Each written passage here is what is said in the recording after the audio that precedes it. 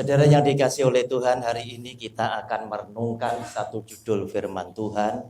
Apa yang terjadi saat kamu menerima Roh Kudus?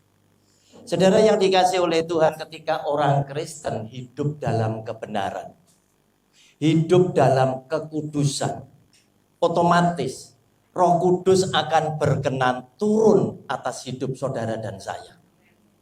Saudara, artinya Roh Kudus berkenan tinggal selama-lamanya di dalam kehidupan kita.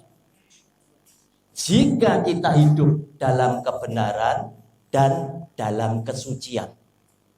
Saudara, Roh Kudus juga disebut sebagai apa? Roh apa? Roh penolong. Artinya karena dia tinggal dan berkenan menyertai saudara selama-lamanya, maka ketika saudara menghadapi banyak masalah, dia juga yang menolong. Kesaksian tadi memberkati kita, ya. Ibu tadi yang bersaksi sedang dalam kesakitan, tetapi apa? Roh Kudus menolong. Saudara, kemudian dia juga disebut sebagai roh apa? Roh kebenaran. Ketika Roh Kudus tinggal dalam hidup saudara dan saya, saudara akan dijadikan orang yang punya pemikiran sama dengan Allah. Satu frekuensi dengan Tuhan. Karena saudara akan dijadikan orang benarnya. Oleh karena itu Yesus Tuhan juga bilang apa? Akulah jalan dan kebenaran dan hidup. Saudara yang dikasih oleh Tuhan, demikian pula dia disebut roh apa? Penghibur. Ketika saudara susah karena tekanan masalah, dia juga yang akan menghiburkan saudara dan saya dengan dia bilang, tidak usah takut, Tuhan menyertai kamu selama-lamanya. Saudara yang dikasih oleh Tuhan, Kisah Rasul pasal yang pertama, ayatnya yang ke-8, firman Tuhan ini keluar dari mulut Tuhan Yesus sendiri, bilang demikian. Tetapi kamu akan menerima kuasa kalau Roh Kudus turun ke atas kamu, dan kamu akan menjadi saksiku di Yerusalem dan di seluruh Yudea dan Samaria dan sampai ke ujung bumi. Saudara, kuasa itu diberikan sama Tuhan bukan tanpa maksud. Tetapi kuasa ini diberikan oleh Tuhan kepada saudara dan saya ketika Anda hidup benar dan kudus tadi, dengan maksud dan tujuan cuma satu. Karena Anda dan saya mau dijadikan saksi bagi Yesus. Bapak Ibu, jadi jangan salah tafsir. Karena nanti saya akan terima kuasa, kemudian saya jadi orang sakti. Bukan seperti itu.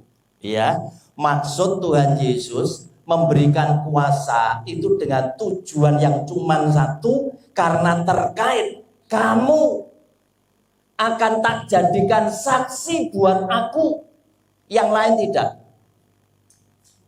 Saudara yang dikasih oleh Tuhan, Yesus Tuhan ngomong dengan para rasul, kamu jangan kemana-mana. Kamu jangan kemana-mana. Kamu harus tinggal di kota ini sampai dengan kamu menerima kuasa dari tempat yang maha tinggi. Kita baca ayatnya, Lukas pasal 24 ayatnya ke-49.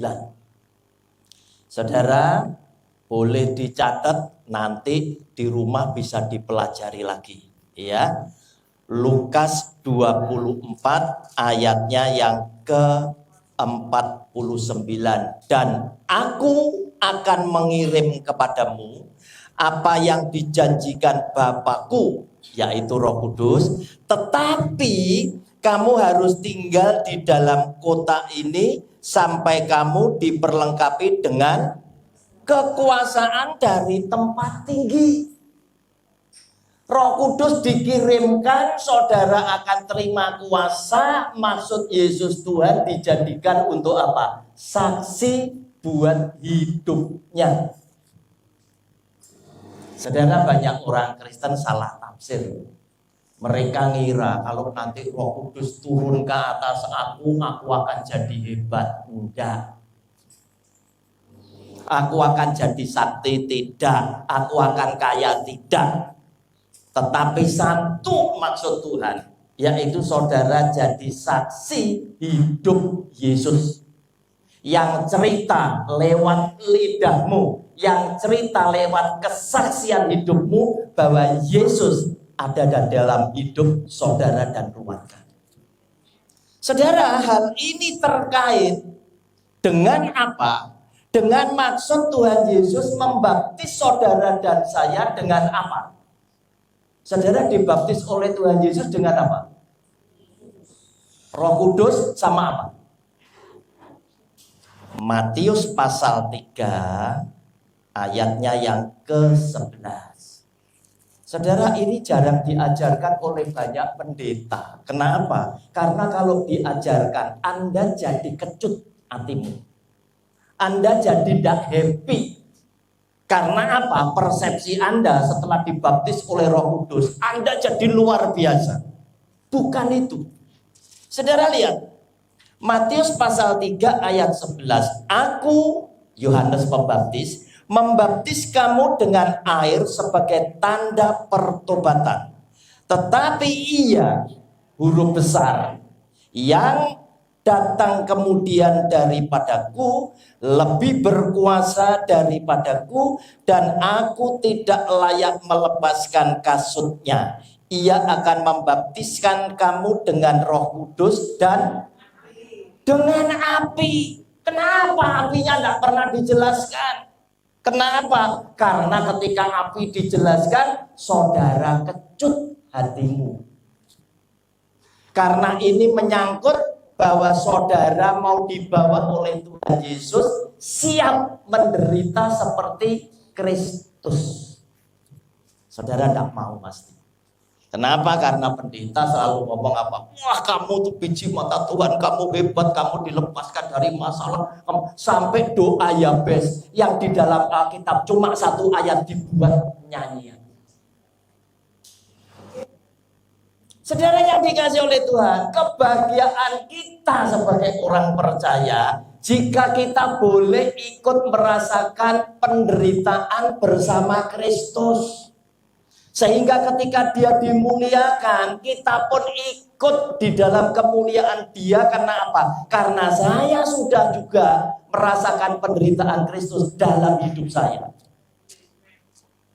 Kalau saudara tidak terima Roh Kudus, saudara tidak punya kuasa untuk bisa menderita bersama Kristus.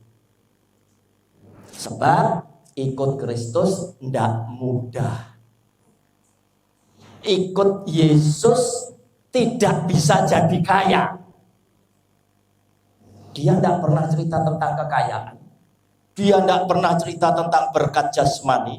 Walaupun dia menyadari bahwa saudara butuh yang jasmani, buktinya dia juga buat mujizat. 5 roti dengan 2 ikan mengenyangkan 5.000 orang. Berarti Tuhan juga ngerti perutmu butuh dengan berkat jasmani. Tetapi apa yang dia katakan? Jangan bekerja untuk mendapatkan roti yang bisa binasa, tetapi bekerjalah untuk mendapatkan roti yang bisa bertahan sampai kepada hidup yang kekal. Artinya apa? Yang kekal itu jadi fokus, jadi tujuan Yesus untuk saudara dan saya. Saudara yang dikasih oleh Tuhan, kuasa ini diberikan kepada saudara dan saya dalam bentuk saudara dimampukan menjadi saksi Kristus di tengah-tengah penderitaan yang saudara mesti jalani. Padahal pendeta-pendeta zaman sekarang selalu ngomong apa? Wah, engkau biji mata Tuhan, engkau dilepaskan dari yang jahat, engkau akan diberkati, anak cucumu berlimpah-limpah. Seperti itu kan? Nah, saudara yang dikasih oleh Tuhan, ini adalah pikiran orang yang tidak disertai Roh Kudus. Pikiran yang sama dengan Petrus yang belum disertai, belum diubah oleh Roh Kudus. Mengapa? Karena ternyata Petrus yang belum disertai oleh Roh Kudus, kita bisa baca di dalam Matius pasal yang ke-16 mulai ayat 21. Mukjizat Petrus boleh lihat. Mulut Petrus boleh akui engkau adalah Mesias anak Allah. Tetapi apakah Petrus disertai Roh Kudus? Enggak.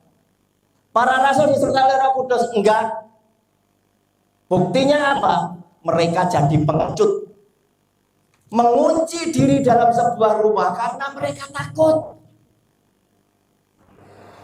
Ini lihat ayat 21.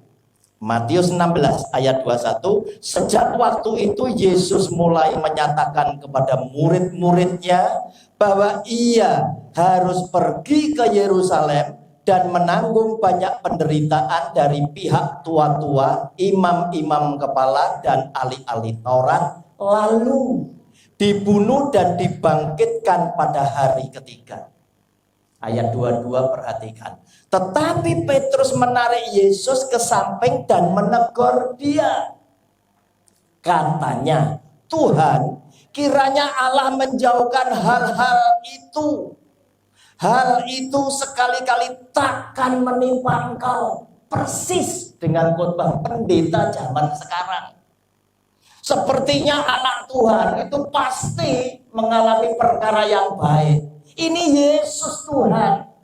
Yang Petrus dan teman-teman bilang, engkau Mesias anak Allah. Ini ngalami hal seperti ini.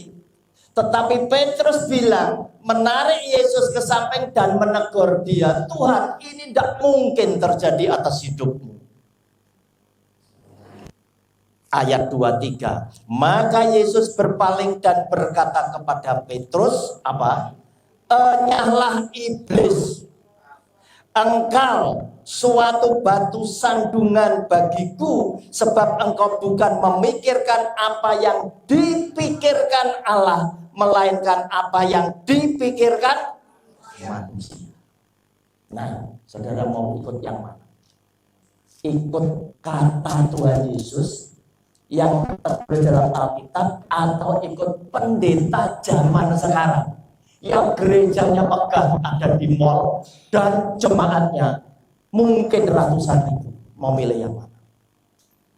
Saudara yang dikasih Tuhan, kuasa diberikan kepada saudara untuk saudara bisa dimampukan menderita seperti yang Kristus alami.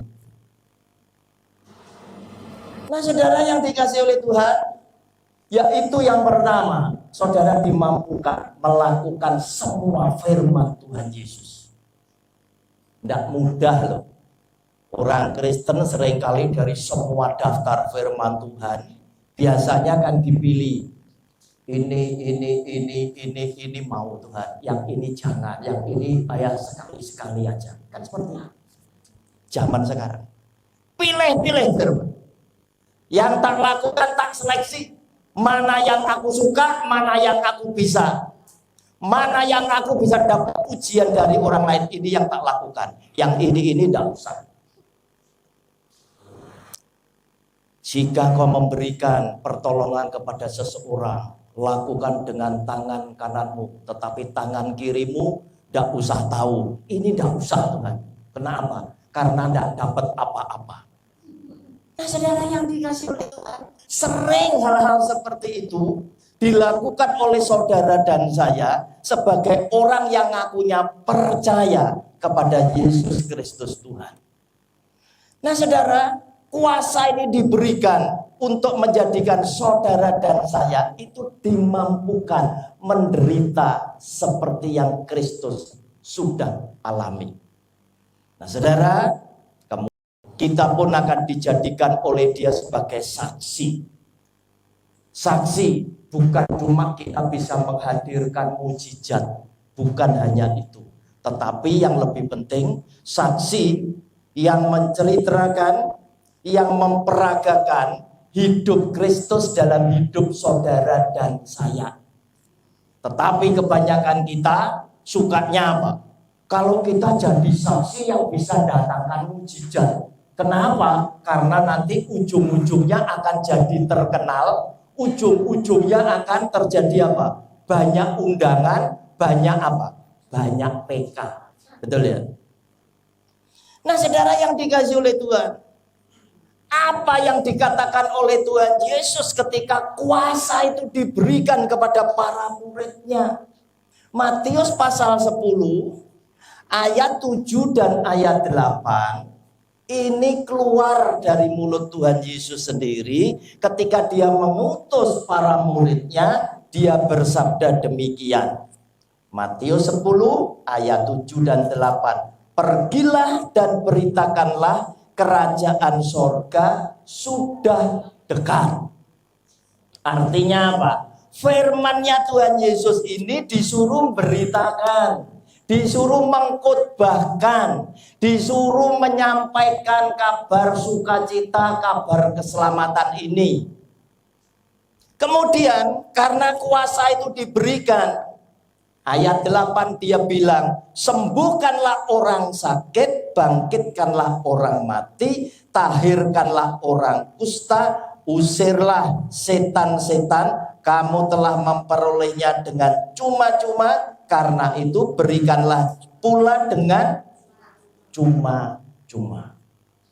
Saudara, sebetulnya yang namanya pelayanan itu tidak butuh PK, tidak perlu PK.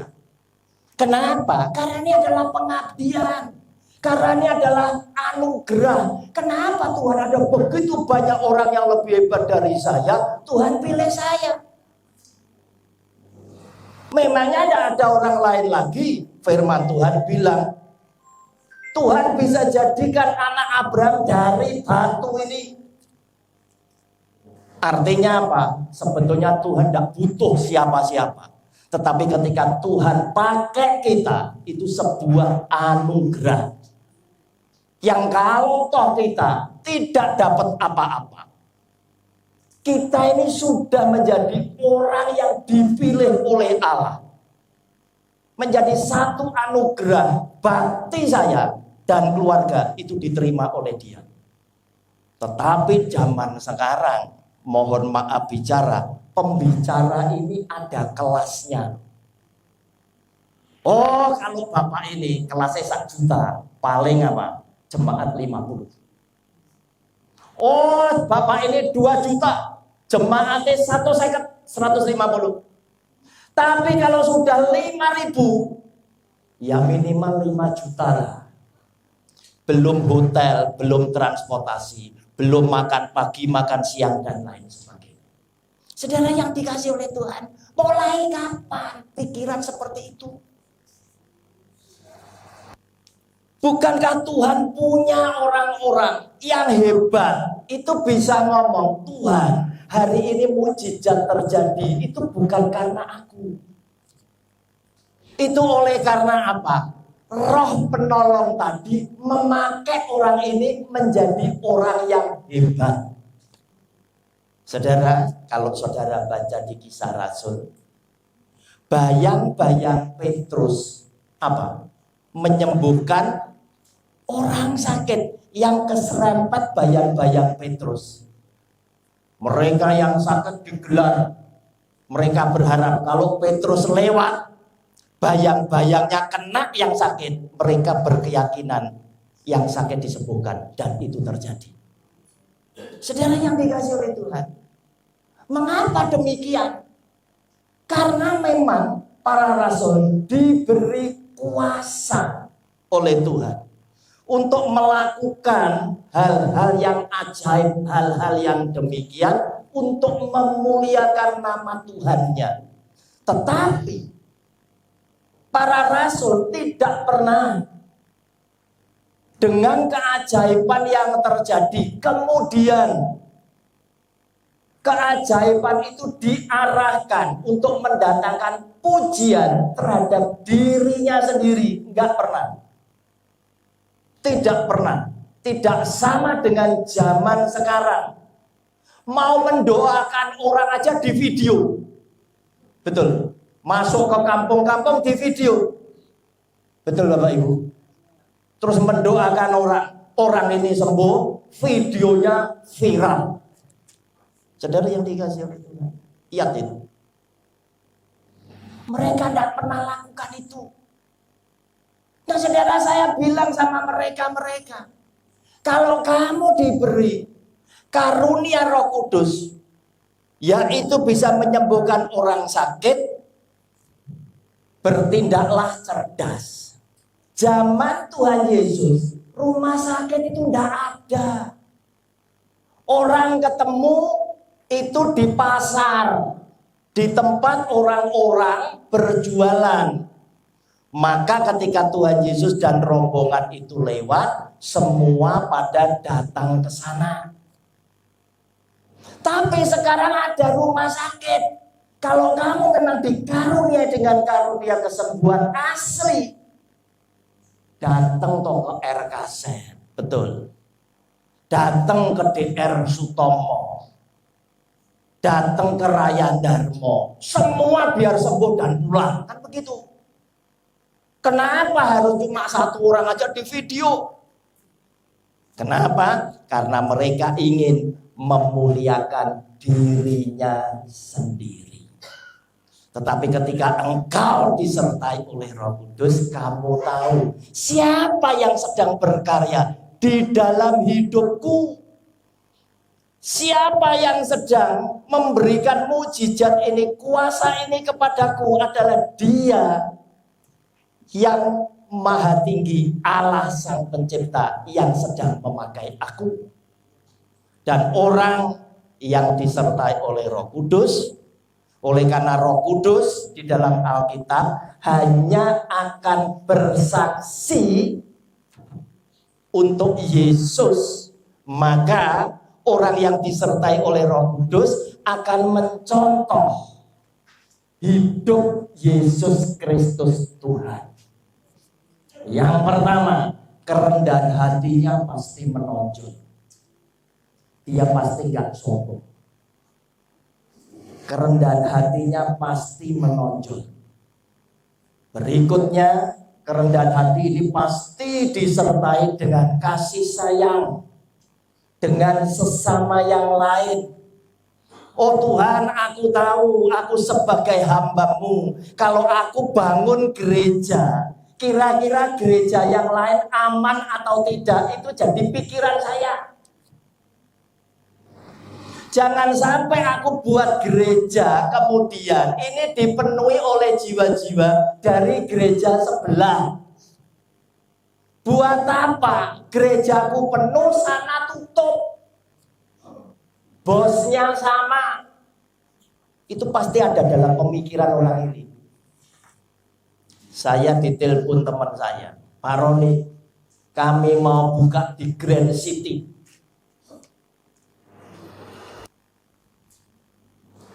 Kontrak 1 tahun Pak. Pandangannya Pak Roni gimana? Saya bilang, kalau saya boleh ngasih saran, saya tidak setuju gereja di mall. Gereja di mall jemaat bukan punya kamu. Kamu nyerong ikan dalam kolam. Mereka yang ibadah di mall belum tentu hatinya dari rumah sengaja mencari Yesus Kristus Tuhan, belum tentu. Tetapi mereka kepengen juga rekreasi. Nanti habis ibadah kita makan-makan. Tujuan utamanya tuh bisa makan-makan sambil ibadah. Buktinya apa? Di mall banyak yang telat. Di mall banyak orang datang kepada Tuhan, tidak seperti dengan dandanan saat kamu diundang resepsi. Di resepsi saudara lebih cantik, di resepsi saudara lebih tampan. Tetapi saat Anda datang ke gereja mall, terkadang Anda pakai celana pendek, pakai sandal jepit, nenteng kresek, bawa Starbucks. Ayo, tonton itu. Di mana hormatmu?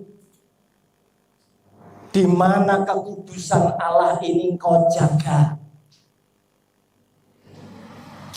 Saudara yang dikasihi oleh Tuhan, lihat, Tuhan tuh kepengen orang yang disertai oleh Roh Kudus betul-betul menjaga kekudusan Allah. Seringkali orang Kristen terheran-heran, Tuhan, ngapain Musa yang sudah berjuang atas nama Tuhan itu dimarahi oleh Tuhan dan tidak boleh masuk ke negeri yang dijanjikan. Banyak pembicara bilang, oh gara-gara Musa memukul bukit itu. Padahal Tuhan cuma bilang, Musa, untuk mengeluarkan air dari bukit itu cukup kamu ngomong dengan bukit ini, maka bukit ini akan mengeluarkan air. Bapak Ibu, itu ada di dalam 2 bacaan. Dan penulisan Alkitab seperti ini harus diteliti betul-betul. Yang satunya bilang, pukul 2 kali. Yang satunya bilang, cukup ngomong sama bukit ini. Nah, kenapa banyak pengkhotbah lebih percaya gara-gara Musa mukul ini? Karena yang mengkhotbahkan pertama pendeta yang terkenal, yang tidak terkenal takut salah. Begitu loh, ngerti Bapak Ibu? Nah, karena yang satu bilang pukul 2 kali, yang satunya di Bilangan, yang satunya di Keluaran. Yang satunya bilang pukul 2 kali dengan tongkat itu. Yang satunya bilang cukup kamu ngomong dengan bukit ini. Akhirnya apa? Sama Musa dipukul 2 kali dengan emosi. Ini yang dikhotbahkan, Musa salah. Saya tidak setuju. Alkitabnya nulis disuruh pukul. Otomatis saya mesti cari rujukan yang lain. Saudara buka. Rujukannya apa? Mazmur 106. 32 dan 33. Ini rujukannya. 106 ayat 32, 33. Mereka, orang Israel, menggusarkan dia huruf besar, menggusarkan Tuhan dekat air Meriba. Sehingga Musa kena celaka karena mereka. Musa kena celaka gara-gara orang Israel.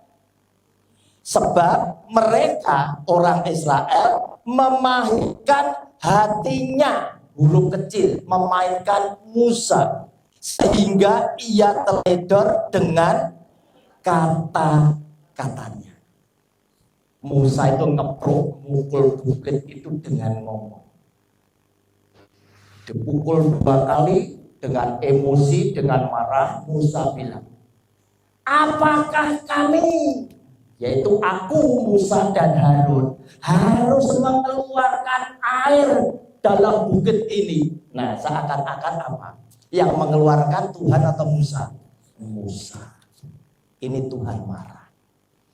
Nah, tanpa sadar, banyak pendeta zaman sekarang selalu ngomong apa? Aku. Salib Tuhan Yesus itu ditutupi. Semua jemaat difokuskan untuk menjadikan gembalanya itu jadi dewanya. Begitu ajaran pendetanya dikritik, ajaran gerejanya dikritik, berapa jemaat yang siap pasang badan? Loh, kenapa tidak dengar kita? Kalau ada orang kritik, Jangan-jangan pendetamu salah. Jangankan kok pendeta, Musa bisa salah. Petrus dan kawan-kawan juga salah. Ketika mereka mengunci diri dalam sebuah rumah, saya pastikan para rasul belum terima Roh Kudus. Bisa mengubah hidup saudara dan saya dan para rasul oleh karena Roh Kudus yang berkenan hidup di dalam hidup kita selama-lamanya. Saudara, tak buktikan. Yohanes pasal 20. Yohanes pasal 20 ayat 19. Ini saya bilang para rasul belum terima Roh Kudus. Padahal mukjizat sudah banyak mereka lihat. Baik mukjizat yang terjadi atas diri para rasul maupun orang lain, mereka kenyang. Ketika hari sudah malam pada hari pertama minggu itu, berkumpullah murid-murid Yesus di suatu tempat dengan pintu-pintu yang terkunci karena mereka takut kepada orang-orang Yahudi. Kalau ada Roh Kudus tidak takut Bapak Ibu. Pada waktu itu datanglah Yesus dan berdiri di tengah-tengah mereka dan berkata, "Damai sejahtera bagi kamu." Yaitu Tuhan Yesus menampakkan diri kepada 10 murid, 10 rasul. Thomas tidak di situ, Yudas sudah tidak di situ. Dan sesudah berkata demikian, ia menunjukkan tangannya dan lambungnya kepada mereka. Murid-murid itu bersukacita ketika mereka melihat Tuhan. Maka kata Yesus sekali lagi, "Damai sejahtera bagi kamu. Sama seperti Bapa mengutus aku, demikianlah juga sekarang aku mengutus kamu." Perhatikan ayat 22. Dan sesudah berkata demikian, ia menghembusi mereka dan berkata, "Terimalah Roh Kudus." Artinya apa? Waktu mereka mengunci diri dalam ketakutan, mereka itu belum menerima Roh Kudus. Oleh karena itu cara berpikir mereka masih sama seperti orang dunia. Oleh karena itu hati-hati dengan pembicara zaman sekarang. Anda jangan cuma ngelihat, oh ini pendeta jemaatnya banyak, pendeta ini gerejanya banyak, cabangnya banyak, pendeta ini gerejanya megah. Jangan lihat itu. Jangan lihat itu. Karena Alkitab memberikan petunjuk kepada saudara dan saya, yang duniawi itu kelihatan sekali. 1 Yohanes pasal yang ke-4 ayat yang ke-5. Ini untuk membedakan pendeta asli dari Tuhan atau antikristus atau pendeta palsu. Firman-Nya demikian, mereka berasal dari dunia, sebab itu mereka berbicara tentang hal-hal duniawi. Kalau pendetamu selalu bilang berkat jasmani, jamin antikristus. Yesus Tuhan tidak pernah ngomong tentang kekayaan, tentang jasmani. Dia malah bilang, hati-hati orang kaya sukar masuk ke dalam kerajaan surga. Dia ngajar saudara dan saya dalam doa Bapa kami, berikanlah kami pada hari ini apa? Yang secukupnya, tidak usah akeh-akeh. Yang penting cukup supaya apa? Orang lain ikut kebahagiaan. Dia juga tidak pernah bilang bekerjalah untuk roti, tidak. Tetapi dia bilang jangan bekerja untuk roti yang bisa binasa, tetapi bekerjalah untuk roti yang bisa bertahan sampai kepada hidup yang kekal. Apakah jasmani tidak penting? Yesus Tuhan tahu itu saudara perlukan. Oleh karena itu dia bilang kepada saudara dan saya, Di dalam Matius pasal yang ke-6 ayat 32 dan 33. Yesus Kristus Tuhan tahu manusia itu butuh makan, butuh pakaian, butuh juga rumah tempat tinggal. Tetapi dia bilang apa? Semua itu dicari bangsa-bangsa yang tidak mengenal Allah. Akan tetapi Bapamu yang di surga tahu bahwa kamu memerlukan semuanya itu. Dia tahu saudara butuh yang jasmani. Saudara butuh makan, butuh pakaian, butuh minum, butuh rumah. Tahu.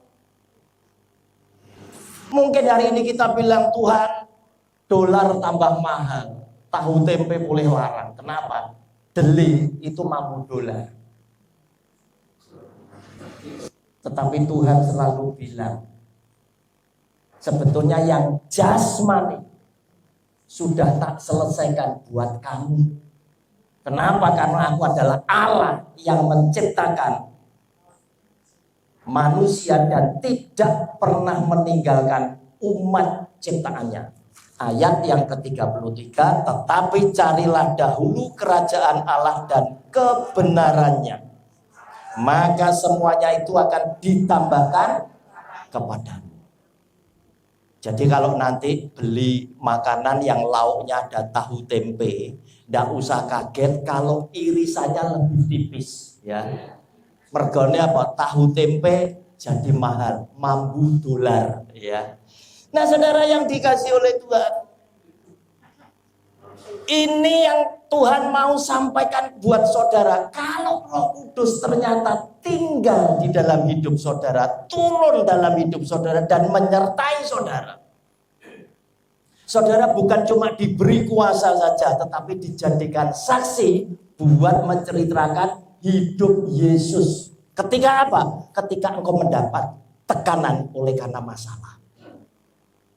Saudara, kalau dalam keadaan baik-baik, semua anak Tuhan itu bisa maju ke sini untuk bersaksi. Karena apa? Keadaannya baik-baik. Tetapi coba Anda sedang tertekan dengan masalah. Anda sedang tidak baik-baik saja. Saudara ingin dipakai oleh Tuhan, menyaksikan Kristus yang selalu mengasihi saudara dalam keadaan apapun. Itu baru hebat. Nahkoda yang baik, yang hebat, itu bukan lahir dari gelombang laut yang tenang. Bukan. Tetapi nahkoda yang hebat, itu justru dilahirkan dari gelombang laut yang sedang mengamuk. Tetapi dia dimampukan bawa kapalnya itu selamat sampai ke tempat tujuan. Dan itu tidak cuma satu kali. Berkali-kali dia diuji. Berkali-kali dia percaya dan dia diselamatkan. Sebab penutupnya Ibrani pasal 13 ayat 5 dan ayat yang ke-6. Janganlah kamu menjadi hamba uang dan cukupkanlah dirimu dengan apa yang ada padamu. Mungkin hari ini pendapatanmu, penghasilanmu tidak nambah. Tapi semua harga, semua barang itu naik. Ya gimana caranya? Kita tetap bisa mensyukuri, mencukupkan karena Tuhan yang menyertai kita. Karena Allah telah berfirman, aku sekali-kali tidak akan membiarkan engkau. Dan aku sekali-kali tidak akan meninggalkan engkau. Sebab itu dengan yakin kita dapat berkata, Tuhan adalah penolongku, aku tidak akan takut apakah yang dapat dilakukan manusia terhadap aku. Saudara, kita pulang, kita merenung, mengkoreksi diri kita masing-masing. Tuhan, sudah apa belum ya aku terima Roh Kudus? Mungkin sebagian akan bilang, Pak Roni, aku berbahasa roh. Kalau Anda tidak mencerminkan apa yang saya khotbahkan, curigai bahasa roh itu palsu. Mengapa? Karena Anda mesti terima Roh Kudus dulu, baru terima karunia-Nya. Orang tidak bisa mendadak terima karunia tanpa Roh Kudus, tidak mungkin. Seseorang bekerja di perusahaan A, dia berhak atas gaji, dia berhak atas hadiah THR. Hadiah THR itu karunia. Kalau dia tidak bekerja di A, dia tidak mungkin dapat gaji dan dapat THR. Paham Bapak Ibu? Saudara tidak mungkin terima karunia Roh Kudus kalau kamu belum terima Roh Kudus. Kamu harus terima Roh Kudus lebih dulu, baru kamu terima karunia-Nya. Supaya apa? Ketika kamu dikaruniai oleh karunia Roh Kudus, kamu tidak sombong. Seperti zaman sekarang ini loh. Tuhan sudah bilang, jangan berbahasa roh di tempat ibadah, tempat pertemuan. Maksimal 2 atau 3 orang saja yang berbahasa roh. Itu pun bergantian. Itu pun harus ada yang menafsirkan. Tetapi yang terjadi apa? Sebelum firman Tuhan, WL-nya malah nantang. Bapak Ibu mari berbahasa roh, mari menyembah. Kan begitu. Goblok ini, tidak taat dengan firman Tuhan. Yang tidak taat pasti tidak ada Roh Kudusnya, pasti. Orang benar hidup oleh karena apa? Iman. Iman karena apa? Percaya pada Yesus dan Alkitab. Saudara melanggar, berarti apa? Antikristus.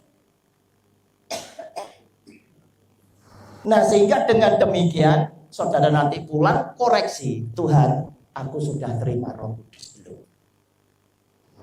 Kok masih sombong itu? Wah, jangan-jangan belum. Persiapkan engkau menerima Roh Kudus dengan hidup benar dan dalam kesuciannya. Tuhan Yesus sudah memberkati kita semuanya. Amin. Sampai ketemu lagi.